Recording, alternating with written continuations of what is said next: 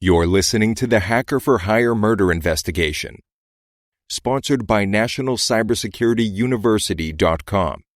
Get your certification in IT or cybersecurity for under $800, or become a certified white hat hacker for only $500 by using the coupon code McCabe. Now back to the Hacker for Hire murder investigation of Henry McCabe.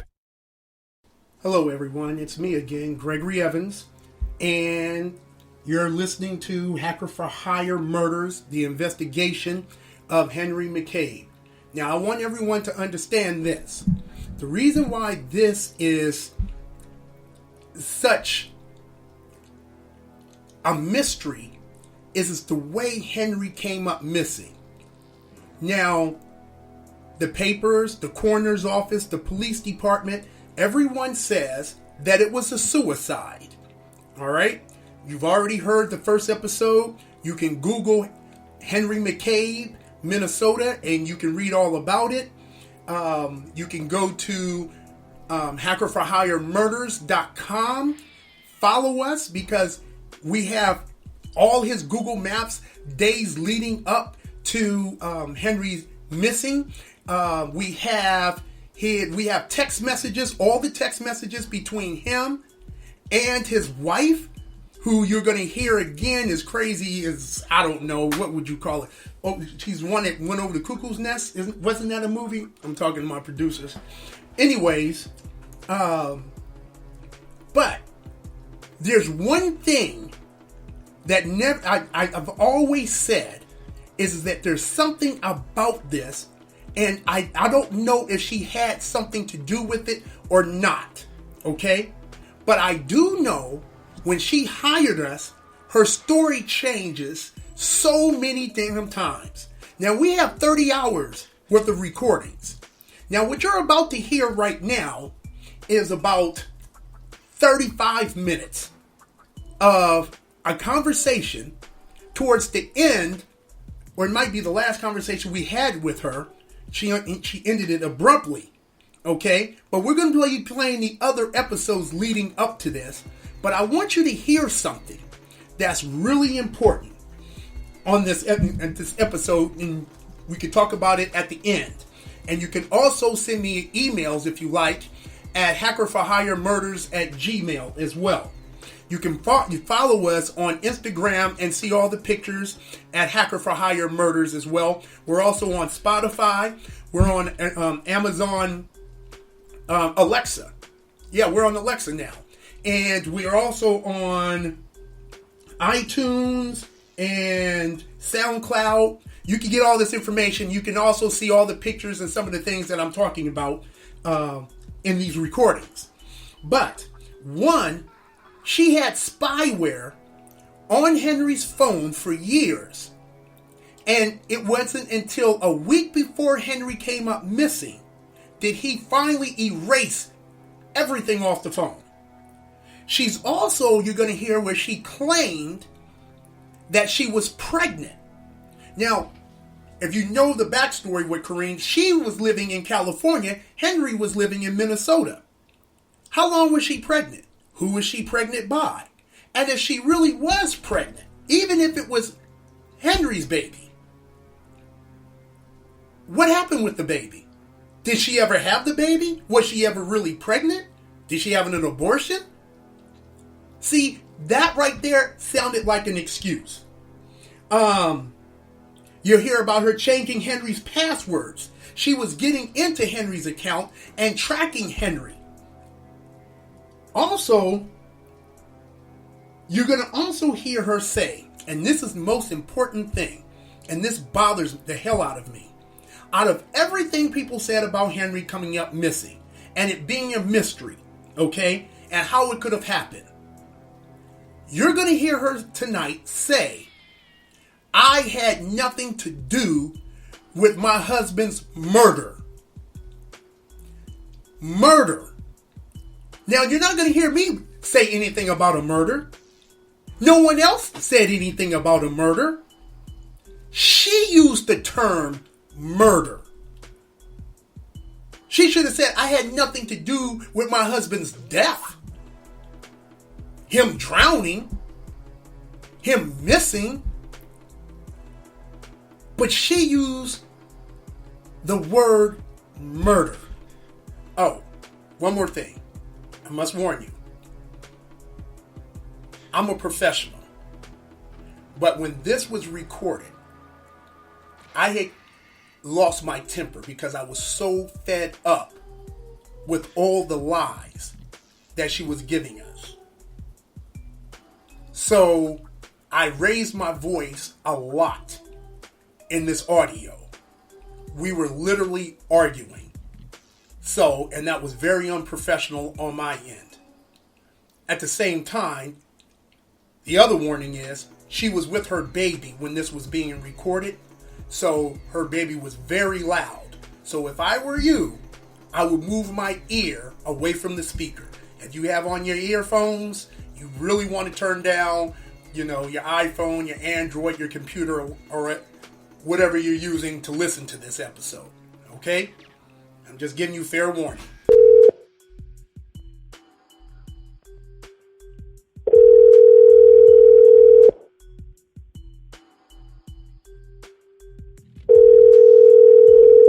Oh? Yeah. Okay. Hi, sorry. Okay, I have a question for you. Did you want Michael Plotnick's information? Which one is that? That's the FBI agent that I told you that some friends had told me he was an FBI agent, but I wasn't sure. No, we already have a contact with the FBI here. We got. Okay, so you don't. I don't know. Okay, so you don't. I already have that guy's name. He's also somebody Okay. that came to talk to you before, I believe, or he talked to someone. His name is in one of the reports. He was working with the well, he wasn't working with anybody. He was just, No, he wasn't. I asked him. Yeah, I was the one because some people who were helping with the searches gave me his information, and that's how I got in contact with him. But he called me the other day, and not the other day, but I think like last week when I was trying to reach you. What was it, this week or last week? I forget. Anyways, I was trying to reach you after he called me, but I guess you were, vacationing or whatever. Heavy stuff. Oh, he said he just wanted to check in and, see how everything was going with the whole case and all of that. And, he asked me the usual questions. Did I know Papoose? That kind of thing. Okay. I don't know. He probably has the same papers, and the guy that we know over at the Fed is the same thing. So it might be a different, if not that guy. I know that. So So you don't want his information. I was just double checking. Information. It's already in one. Okay, fine. I was just saying. I didn't. I didn't know you had it. Hold on, before you continue asking your questions, because you asked a whole lot of questions, but I never. I'm not even asking. I was just going to tell you something because I didn't want to have this conversation until tomorrow. But just to let you know, this is this. He never set up 2-key authentication at that time. It was never set up on his phone, on his account. That's not possible. Hold on, let me say something. Number one, first of all, there had to have at some point, from what you were telling me, didn't you say that 2-key authentication is the thing that sends the codes to the phone? You said that, right? Listen to me again. 2-key means that I enter my password, my correct password to log into my email address, right? Then after I enter the correct password, it then sends me a code. And the screen, after I enter my password, it says, okay, please enter the code that we just sent you this phone number. So then I enter that code, then it lets me into my emails. I don't change my password, none of that. Now, the other part, so that's totally different. So what you're saying is you couldn't get into his emails because you needed his cell phone, right? No, I didn't need his cell. I needed to see the texts that were hitting his cell phone. From Gmail, right? It didn't matter whether they were from Gmail or Yahoo or... No. Here's my question. This is my question to you. My question to you is when you got... The reason why you had to order a new phone from Henry's is because in order to get into his email, it was texting. You hit forgot password, and it was texting the number to him, to that phone. Is that what you said? It was, what it did was, in order to reset the password completely, it would send something to the phone. That was the only way I was able, because I didn't know what he changed his password to. I don't know, all of the other aspects of trying to get into the Gmail account weren't available to me. What about on his computer at his house? He never used it. If he used the computer at his house, it was extremely rarely. Number one, because he knew that when I was there, when I was living there, I would know anything he did on that computer. Now, as far as me not being there, I have no idea whether he used the computer or not, because I think he told me at one point something had happened to the computer. I don't know. I know our nieces use the computer. Okay. Well, I know he didn't have that, and I may be mistaken. I just got to go back and ask again. But he hasn't changed his password. That month, after he wiped his phone, his password between the time he wiped his phone and the time he went missing wasn't changed. Now, okay. So that's so what's your point? Because I didn't know his password, so I couldn't get into his account. But you that's knew the his point. password before his phone was No, wiped. I never knew. No, you don't understand. I never knew what he would ever change his password to, and he used to change it. In fact, with his Yahoo account, he would change it regularly. I never knew what he would change his password to. I never did. That's why I needed the SMS tracker, because if I couldn't get into his emails, I needed the SMS tracker to get into his account. But how would I never knew his password. Here's my question, though. How would you use SMS tracker to get into his account without changing his password? His password on what? Here's my question. If his password is 123 Henry, okay, he just changed it. You don't know it, okay? Now you try to get in. You're in California. You try to get in. You can't get in, okay? My question to you then would be is this: if you can't get into his email, then no, Ivy. Then you said you can use SMS tracker to get into his emails. Because SMS tracker would receive any code that was sent there. What code? What? I gave you the password. You can go in and see it yourself. Listen to me. This is where I'm confused. You would then go into his phone, okay? I mean, you would go. No, I wouldn't go into.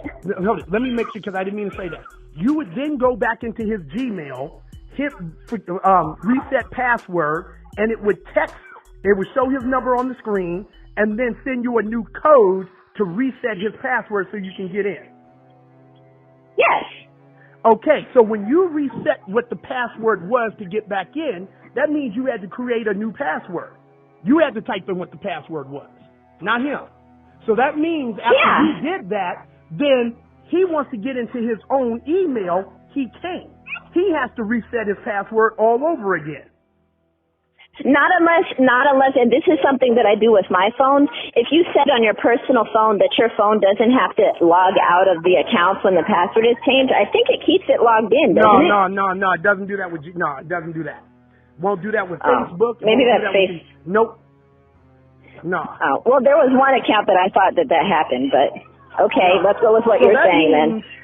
That means that you and him would be going back and forth all the time, changing prior to August 30th. Prior to August 30th.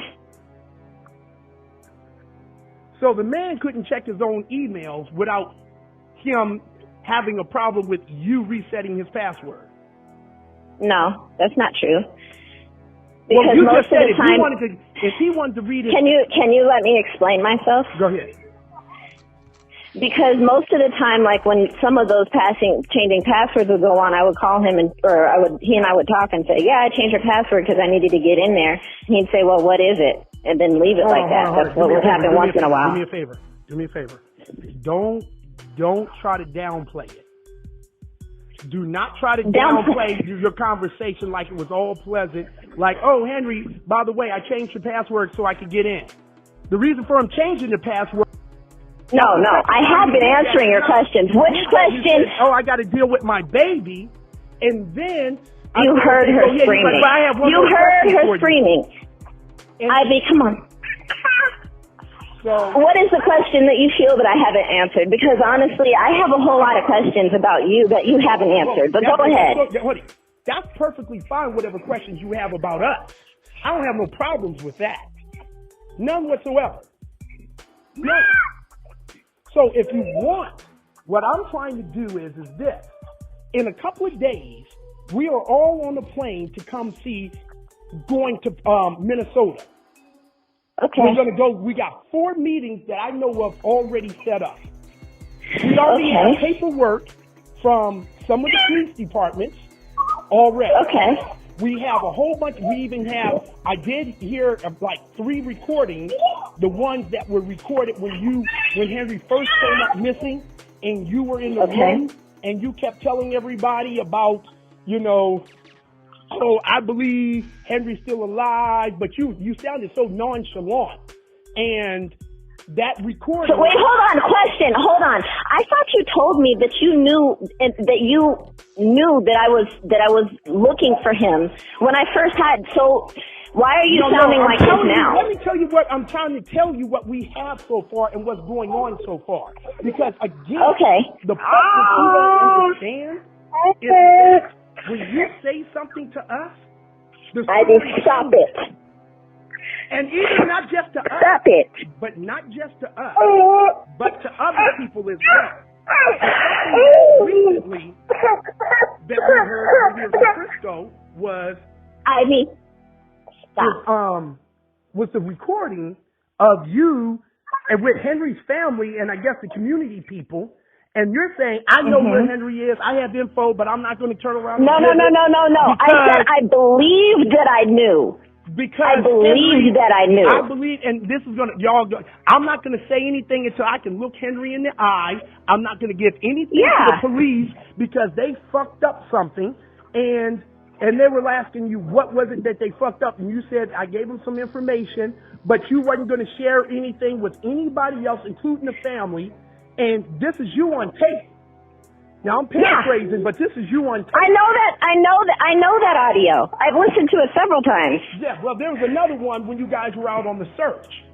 So what I'm saying to you is, hold on. I don't understand what your point is because you're trying to make it sound like you have some question.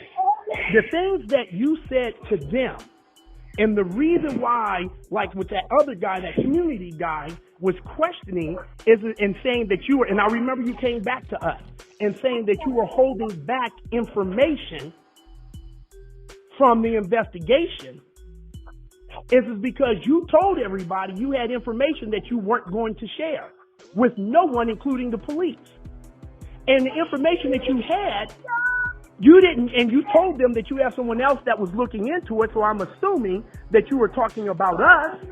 But the information you never gave to us because all the information that we have received since, 3 weeks ago, 2 weeks ago, is all new stuff from you. Stop. No. Okay, so what are you trying? What is the end conclusion? So right now, what we're doing is putting together a big ass puzzle. Okay. And when we're putting together this puzzle, we have come across stuff that we know for a fact that you tell us on the phone that is not true. Stop it. Stop. So when I'm asking you certain questions, it's like I told you before, people will ask questions just to see how you respond and see what you're going to say. So this is what I'm saying. And the thing, even you sending a text message over talking about this is the Google number and all this other stuff, listen, we all know how Google works and how Google numbers work. Okay? Now, that Google number that you sent over and you said, here's a text message, this is how it works, that's a text.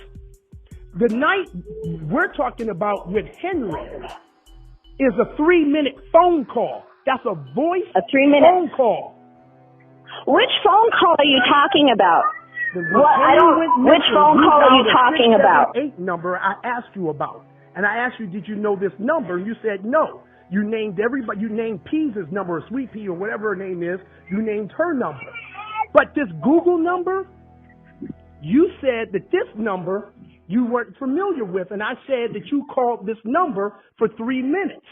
And you said, oh, no, Google does that sometimes. It doesn't do it on voice calls. Text messages, we understand why Google sends, someone will text you and this number will show up, but the person's real number will show up in the body of the text. We always knew that. But what it won't show up is on your phone bill is a 3-minute phone call. Okay. Okay. Well, and you made I'm going to have to see the call logs because I do remember that conversation and I remember doing a search on that number and it's not anywhere in my contact list. And you guys had my phone. I'm sure you handed all of that information over too. First of all, so we didn't I don't know. listen. When you gave us your phone, you sent your phone to our guy who does forensics out of San Antonio.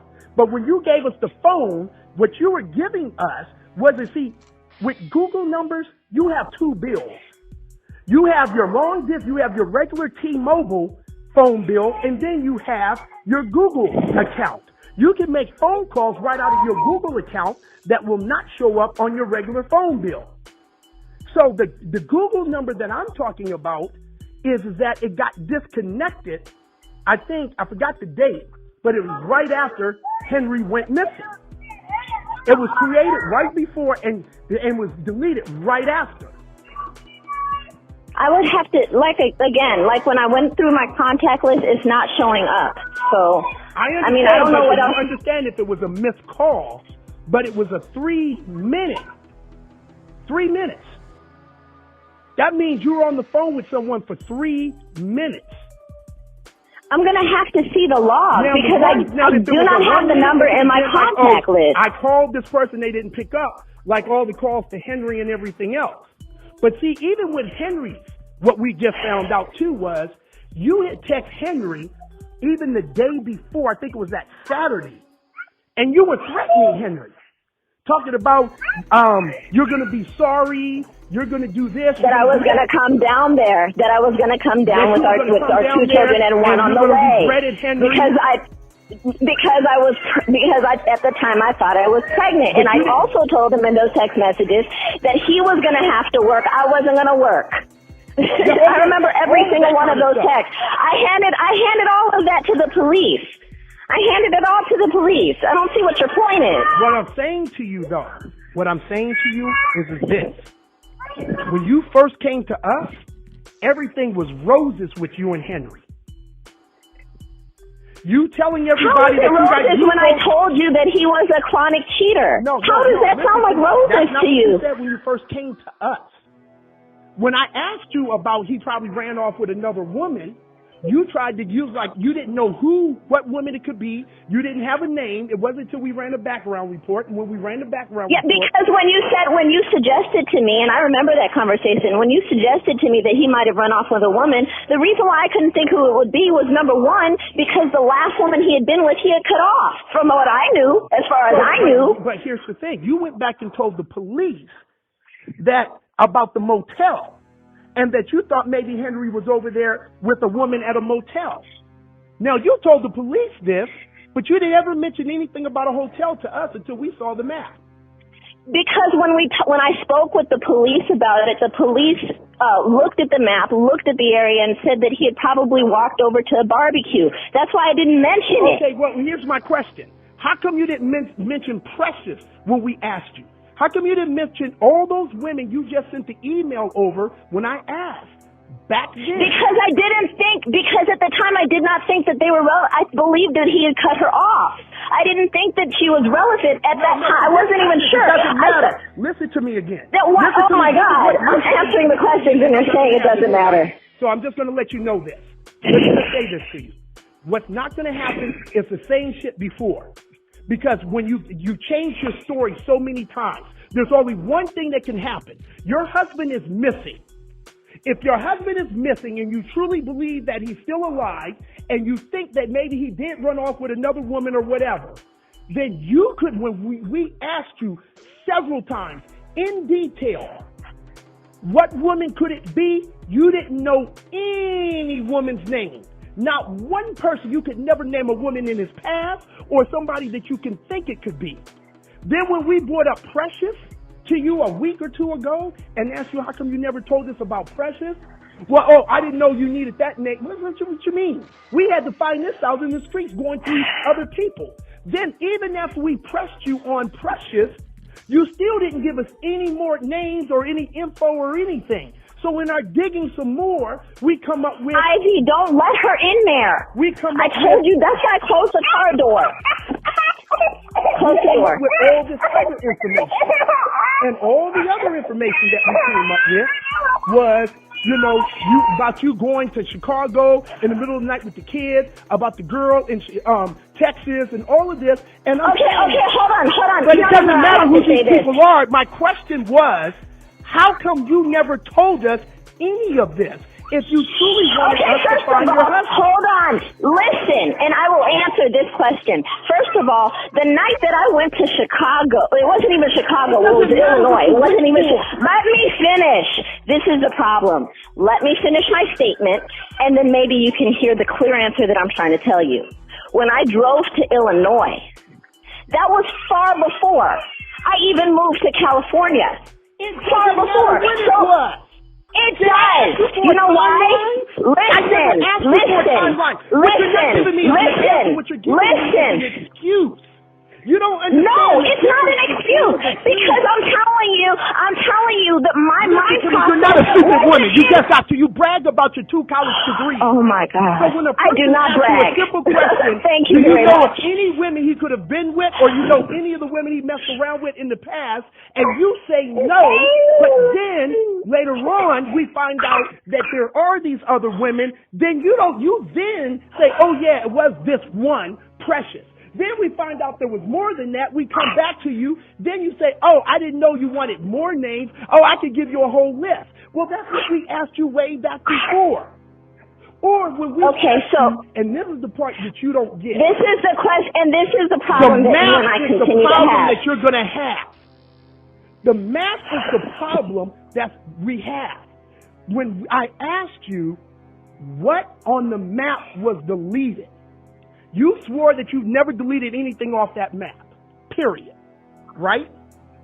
You swore that you never deleted or changed or anything to that map, that map is in the original form. Isn't that I told you that the first time that I saw those Google Maps, I made screenshots, and those screenshots I sent to people. Well, that's exactly what I said. I didn't delete.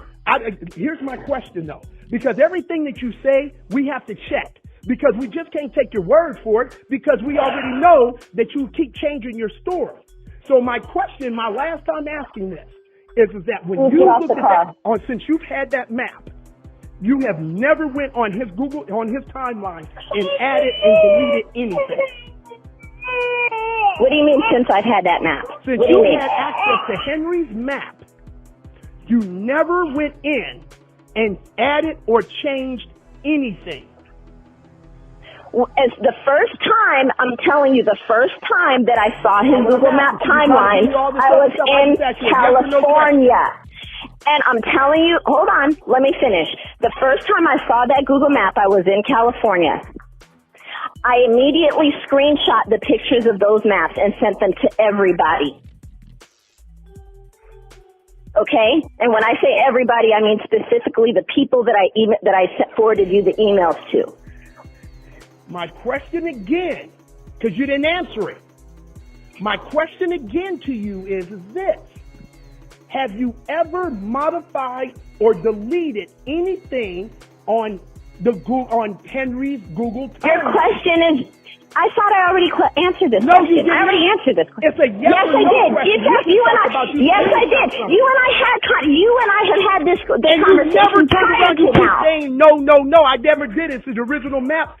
Just give me just a yes or a no. I already answered the question. No, you did not. If you're saying, you just said that I kept saying no, whatever, then it's because I answered the question. No, what you said was, the first time I went in, and I was in California, didn't ask you that.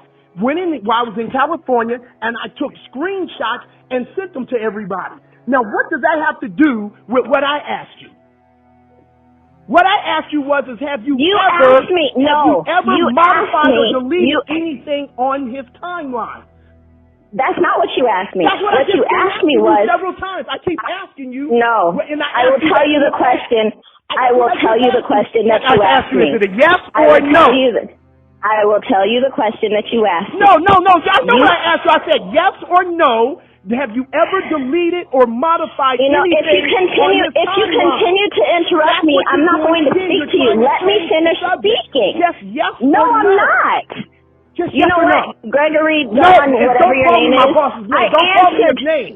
So don't try to. Why do you sound so much like him? The question is, have you ever modified or deleted and I already told you, because you and I had this conversation before. Yes or no? Yes, I did. What was your answer? I already told you. No, you did not. I asked you a yes or no. Yes, I did. I already told you. That's why you already said, you said this, and this. That's what you said. You just said it 3 seconds ago. So you're saying you did modify or delete something off his timeline? That's not what I said. I'm asking you a yes or no. Have you ever? And I already told you that I already had this conversation with you. I already answered the question. I already had this conversation with you. And one thing that I have noticed in our conversation, because you don't need to tell me any more about our conversation. Our conversation is over. Because this is what we're going to do. This is what I'm going to do with you then. Because I know that you didn't answer it.